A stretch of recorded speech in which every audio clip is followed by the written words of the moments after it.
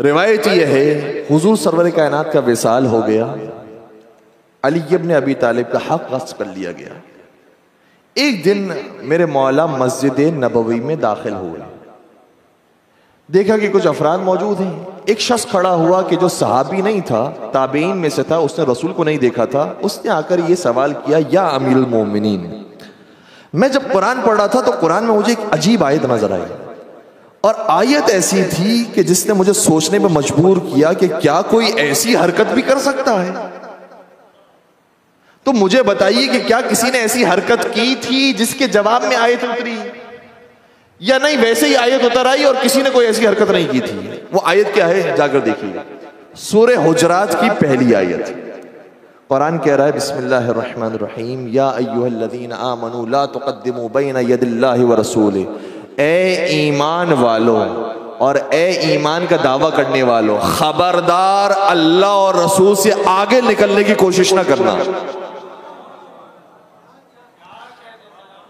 तो ए अली इब्न अबी तालिब, मुझे बताइए क्या कोई ऐसा था जो नबी पर आगे बढ़ने की कोशिश करता था, नबी के दहने मुबारक में लुक़मे देने की कोशिश करता था और नबी पर भी सबकत इख्तियार करने की कोशिश करता था? क्या कोई ऐसा भी था, या ये आयत वैसी नाजिल हो गई? मेरे मौला ने फरमाया कोई था तक तो बयान फरमा दिया। अब उसने फौरन सवाल किया, कौन था? अब नाम ले तो कैसे लें, क्योंकि बहुत से अकीदतमंद उनके मौजूद हैं, नाम ले तो कैसे लें? ये यहां पर जाकर मेरे मौला ने बयान किया है, अगर मुखालिफ भी हो पूरा माशरा और मौका तुम्हें मिल जाए और खोल कर ना भी बयान कर सको, तब भी एक चिंगारी उसको देकर जाओ,